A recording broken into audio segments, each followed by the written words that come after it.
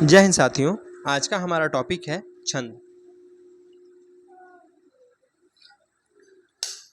देखिए, अगर परिभाषा की बात करें तो महर्षि पाणिनि के अनुसार जो आह्लादित करे, ठीक है, प्रसन्न करे, वही छंद होता है। तो छंद की परिभाषा क्या बताया? जो आह्लादित करे, जो प्रसन्न करे, वही छंद है। किसके अनुसार? तो महर्षि पाणिनि के अनुसार, राइट।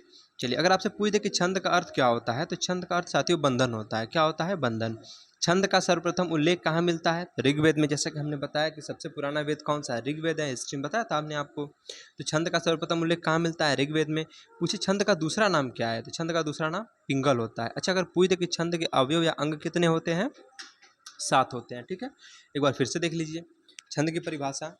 जो आह्लादित करे, प्रसन्न करे, वही छंद है। किसके अनुसार? महर्षि पाणिनि के अनुसार। छंद का अर्थ क्या होता है? बंधन होता है, ठीक है। उसके बाद छंद का सर्वप्रथम उल्लेख कहाँ मिलता है? ऋग्वेद में, जो कि सबसे पुराना वेद हमारा माना जाता है। छंद का दूसरा नाम क्या है? पिंगल है। और छंद के अवयव कितने हैं? 7 है, ठीक है। अब एक एक करके हम सभी अवयव को देखते हैं। देखिए, छंद के अवयव हमने कितने बताए? 7। तो पहला अवयव कौन सा है? संख्या या मात्रा, ठीक है। दूसरा है वर्ण। तीसरा है गति यानी लय। चौथा है यति यानी विराम। पांचवा है तुक। छठवां है गढ़। और सातवां है चरण पाद, ठीक है। तो छंद के अवयव कितने? 7। पहला कौन सा था? संख्या या मात्रा, ठीक है। संख्या या तो उसको मात्रा कहेंगे। दूसरा कौन सा अवयव था? वर्ण था। तीसरा था साथियों गति या लय। चौथा था हमारा यति यानी विराम। पांचवा था तुक। छठवां था गढ़। और सातवां था चरण या पाद, ठीक है। आइए एक एक करके सबको हम देखते हैं। देखिए, सबसे पहले हम पढ़ेंगे मात्रा या संख्या को। देखिए, वर्णों और मात्राओं की गिनती को संख्या कहते हैं, ठीक। वर्णों और मात्राओं की संख्या मतलब जितने वर्ण और जितनी मात्राएं हैं, इनकी जब गिनती करेंगे तो उसको हम क्या कहेंगे? संख्या कहेंगे, ठीक है। जैसे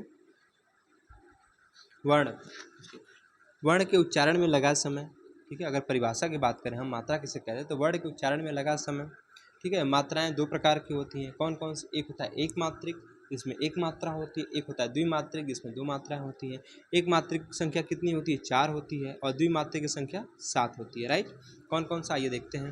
देखिए, एक मात्रिक में आता है अ, छोटी ई, छोटा ऊ और ऋषि, ठीक है। ये क्या है? एक मात्रिक है। लेकिन अगर द्विमात्रिक की बात करें तो बड़ा आ, बड़ी ई, बड़ा ऊ, एड़ी, ऐनक, ओखली और औरत, ठीक है। ये सब क्या है? द्विमात्रिक है, राइट। एग्जाम्पल के माध्यम से समझिए। जैसे कह रहा है राम। राम का अगर आप वर्ण विच्छेद करते हैं तो आपको मिलेगा आगे सबसे पहले है र, तो आ गया र। अब र में क्या है साथियों? आ की मात्रा है ना, तो आ की मात्रा मिलेगी यहाँ पे। फिर म, और म चूंकि हमारा क्या है? पूर्ण व्यंजन है। पूर्ण व्यंजन में क्या होता है? स्वर जरूर होता है वहाँ पे। तो इसमें क्या हमारा अ यहाँ पे स्वर है, ठीक है। तो देखिए, यहाँ पे आ क्या है? द्विमात्रिक है। और अ क्या है? एक मात्रा यहाँ पे है, ठीक है। चलिए, हम बात करते हैं वर्ण की। देखिए, छंद में प्रयुक्त मात्रा एक स्वर या द्विस्वर होगी, ठीक है। ये हमारा वर्ण होता है। जैसे एक होता है साथियों लघु वर्ण, एक होता है गुरु वर्ण। लघु मतलब छोटा, गुरु मतलब बड़ा। तो लघु की वो संख्या कितनी होती है? 4 होती है। और गुरु की संख्या 7 होती है, ठीक है। तो अ, छोटी ई, छोटा ऊ और ऋषि, ये क्या हमारे साथियों? लघु वर्ण है। लघु वर्ण को कैसे हम डिनोट करेंगे? खड़ी पाई के माध्यम से, ठीक है। यानी ये ऐसे, ये क्या है? खड़ी पाई मतलब हमारा लघु वर्ण है, ठीक है। यानी एक मात्रा उसमें है। अगर हम बात करें गुरु वर्ण की या दीर्घ वर्ण की, इसको साथियों हम वर्तुल रेखा के माध्यम से डिनोट करेंगे ऐसे, ठीक है। तो ये कह रहा आ, ठीक है, बड़ी ई, बड़ा ऊ, एड़ी, ऐनक, उखली, औरत, ये सब क्या हमारे हैं? ये गुरु वर्ण है, राइट। जैसे सूरज, देखिए एग्जाम्पल के माध्यम से समझिए। सूरज, तो यहाँ पे क्या है? स, ठीक है। वर्ण विच्छेद करेंगे तो फिर बड़ा ऊ की मात्रा मिलेगी। फिर र में क्या है? अ। फिर ज है, और ज में क्या है? अ, ठीक है। तो देखिए, यहाँ क्या है? बड़ा ऊ, तो हम इसको वर्तुलाकार के अनुसार डिनोट करेंगे, ठीक है। ऐसे ये वर्तुल। फिर उसके बाद अ हमारा है। अ में क्या? एक मात्रा है। एक मात्रा के लिए हम खड़ी पाई का यूज़ करेंगे, राइट। देखिए, आगे हमने क्या बताया था? तीसरा है गति या लय। देखिए, छंद को पढ़ने में जो लय उत्पन्न होता है, ठीक है। छंद को पढ़ने में जो लय उत्पन्न हो जाती है या जो निरंतर, ठीक है, जो निरंतरता उत्पन्न होती है, उसे हम गति या लय कहते हैं, ठीक। यति क्या होती है? यानी अतियति मतलब विराम। छंद पाठन के दौरान जब नियत समय पर श्वास लेनी पड़ती है। जैसे क्या होता है ना, कोई मान लीजिए कोई हम छंद पढ़ रहे हैं, फिर पढ़ते पढ़ते एक बार ऐसा होता है कि यहाँ पे या तो मतलब हम वहाँ पे क्या करते हैं कि सांस लेते हैं, ठीक है। जब सांस लेनी पड़ती है हमको वहाँ पे, तो वहाँ पे क्या होता है साथियों? वही यति या विराम होता है, अर्थात, ठीक है। अर्थात बीच में क्या होता है? विराम पैदा होता है। जैसे मान लीजिए कुछ हम पढ़ रहे हैं, ठीक है, बीच में ऐसा कुछ आता है, जैसे मान लीजिए कोई अल्प विराम आ गया या फिर पूर्ण विराम, तो हम क्या करते हैं? थोड़ा सांस लेते हैं, ठीक है। तो वहाँ पे हमारा क्या है? वही यति या विराम होती है, ठीक है। जैसे उसे रोको।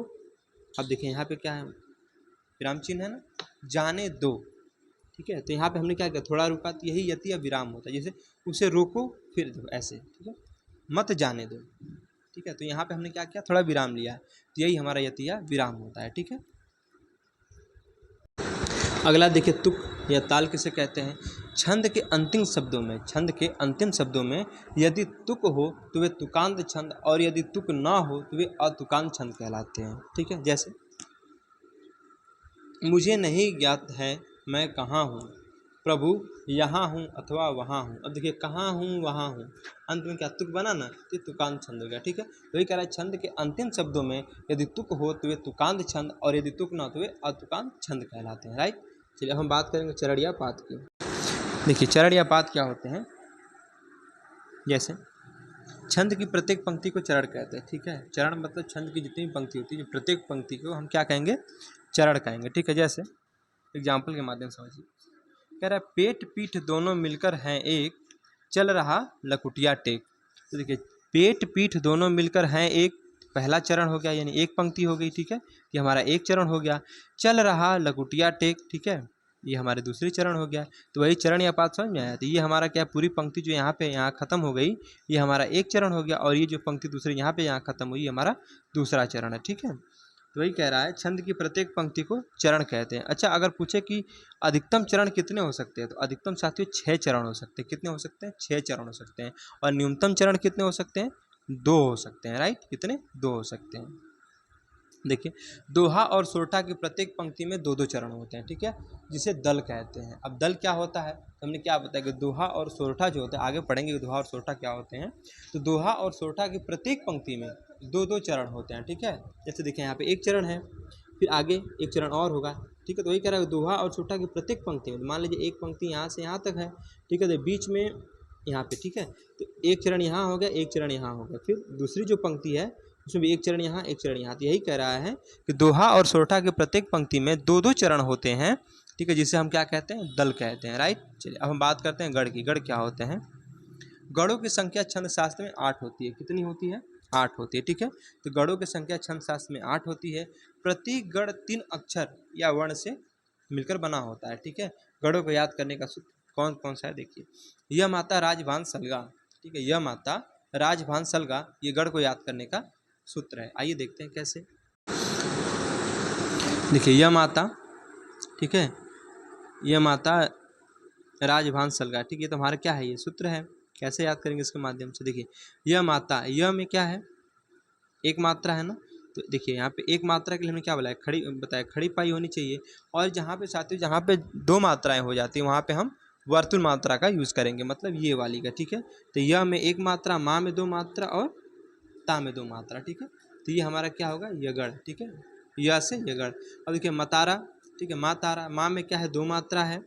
ठीक है, और ता में क्या है, 2 मात्रा है, और रा में क्या है, 2 मात्रा है। ठीक है, तो इसमें क्या हमारा हो गया, मगढ़। फिर उसके बाद यह माता, ठीक है, तो यह माता, मातारा। ठीक है, ये हो गया। उसके बाद क्या हमारा है, ताराज है। ठीक है, यानी तगड़ हमारा होगा। देखिए, ता में 2 मात्रा, रा में 2 मात्रा, ज में 1 मात्रा। ठीक है, तो तगड़ हो गया। वैसे राजभा, ठीक है, राजभा में देखिए, रा में 2 मात्रा, ज में 1 मात्रा, भा में 2 मात्रा। ठीक है, तो क्या हो गया हमारा, जगड़ हो गया। ठीक है, रगड़ हो गया। जबान में देखिए, ठीक, 1 मात्रा, 2 मात्रा और 1 मात्रा, यानी हमारा क्या है, जगड़ हो गया। ठीक है, वैसे ही साथियों, भानस में भगड़। ठीक है, नसल, नगड़। ठीक है, और सलगा, सगल। ठीक है, कैसे कैसे हमने बताया, हमने ये बताया था आपको कि यह माता में देखिए, यह में क्या है, 1 मात्रा, माँ में 2 मात्रा, ता में 2 मात्रा। ठीक है, तो यही हो गया यगढ़। फिर देखिए, मातारा में क्या है, 2 मात्रा, 2 मात्रा, 2 मात्रा। ठीक है, तो हो गया मगढ़। फिर ताराज में क्या है, 2 मात्रा, 2 मात्रा और 1 मात्रा। ठीक है, यानी कि तगड़। फिर वैसे राजभा में क्या है, 2 मात्रा, 1 मात्रा, फिर 2 मात्रा। ठीक है, तो हो गया रगड़। ठीक है, और उसके बाद जभान में देख लीजिए, जभान में 1 मात्रा, यहाँ पे भा में 2 मात्रा और न में 1 मात्रा। ठीक है, सॉरी, यहाँ पे 1 मात्रा, यहाँ 2 मात्रा, यहाँ 1 मात्रा, ऐसे होगा। ठीक, तो हमारा यहाँ पे हो गया जगड़, ऐसे। ठीक है, आगे भी है।